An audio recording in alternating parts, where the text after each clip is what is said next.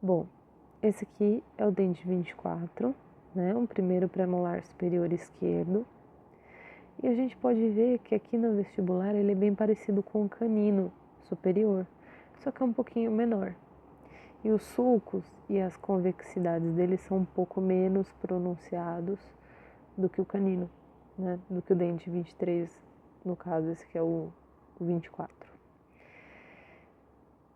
E os segmentos das arestas também são diferentes, né? Do que no canino superior. Você vê que eles são mais ou menos do mesmo tamanho. Aqui na face lingual, vocês podem ver que a lingual tem o mesmo contorno da vestibular, só que ela é menor. De forma que você consegue sim ver a vestibular quando você olha pela lingual. Vocês estão percebendo? Lá embaixo é a face vestibular. Outra coisa que a gente repara olhando as faces livres é que o vértice da cúspide ele está deslocadinho para mesial. Olhando aqui por vestibular e olhando aqui por lingual. O que é muito emblemático do primeiro premolar superior é a visão pelas faces de contato, certo? Ela tem esse contorno muito característico e se vocês forem olhar, a vestibular, a borda vestibular e a borda lingual, elas ficam quase paralelas. Elas convergem um pouco para o oclusal, né? Mas elas ficam quase paralelas quando você olha aqui pela proximal. Por ser um dente superior, é normal que a borda lingual seja um pouquinho mais convexa do que a vestibular. E a maior projeção lingual situa no terço médio, aqui, ó. Certo? A bossa lingual vai ficar no terço médio do dente. E a bossa vestibular está aqui no terço vestibular, no terço cervical, desculpa. A cúspide vestibular, ela é mais alta do que a cúspide lingual e os vértices delas estão dentro do contorno da raiz, certo?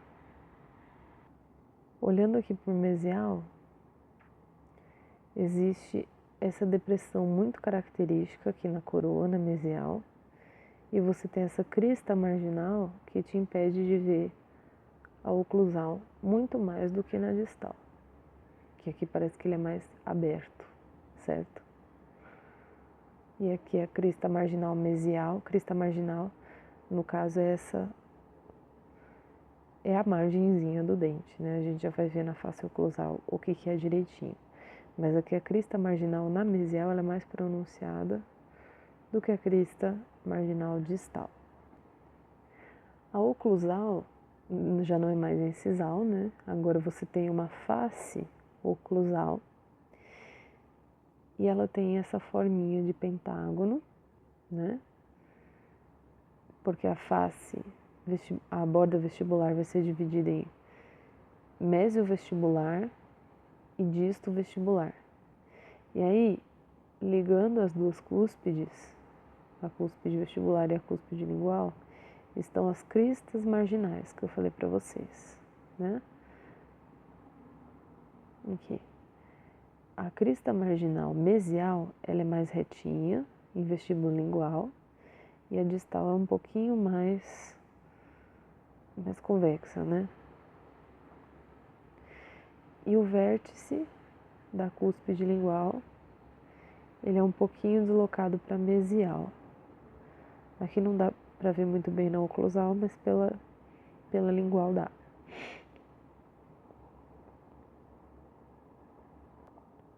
Esse aqui é o sulco principal, vocês estão vendo? Que está separando as duas cúspides.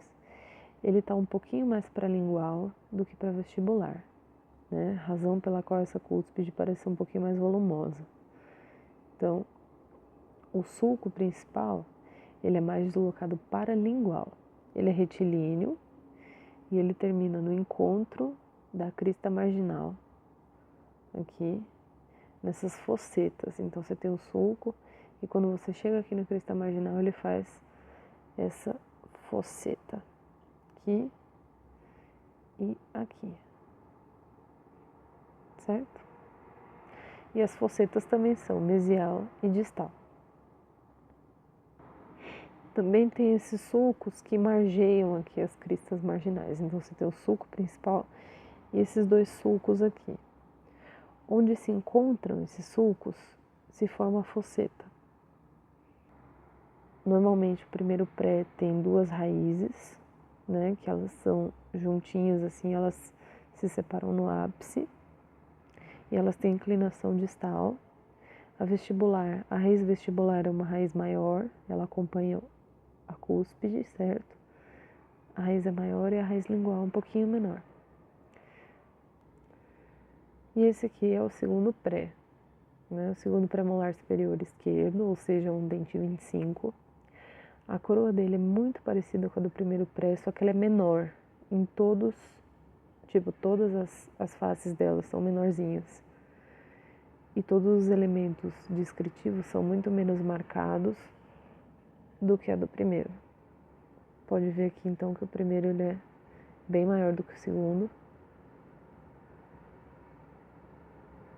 E tudo nele é mais evidente, certo? Então no segundo pré-molar,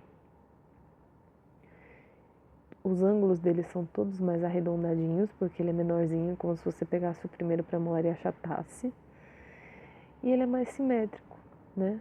As cúspides dele, como você pode ver aqui, elas são quase do mesmo tamanho.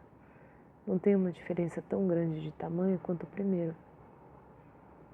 Ó, esse é o primeiro e esse é o segundo. As cúspides têm quase a mesma altura. Só que a vestibular ainda é maior.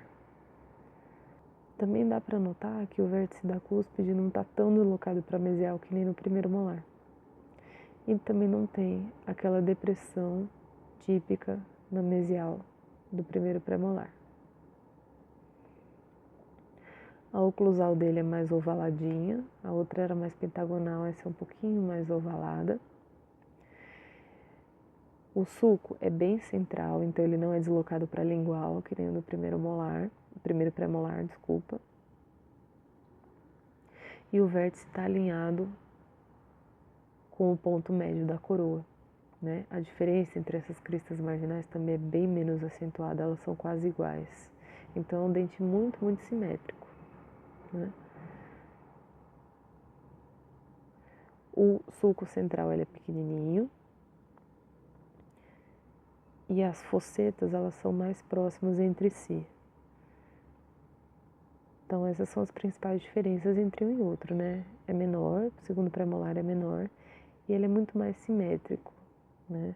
Então ele não tem nada deslocado para lingual nem para mesial, ele é um dente praticamente igual, tanto de um lado quanto do outro. O que torna muito difícil de diferenciar na hora da prova prática, ainda mais que os dentes na prova prática costumam ser bem cagados, né? Mas enfim, não percam a fé.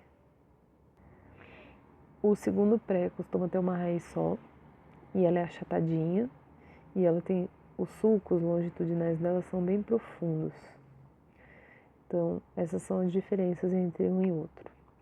É fácil diferenciar ele entre si, os dois entre si. A minha maior dificuldade foi dizer, no segundo pré, qual lado que era. Tipo, se ele era esquerdo ou se ele era direito. Mas tá aí.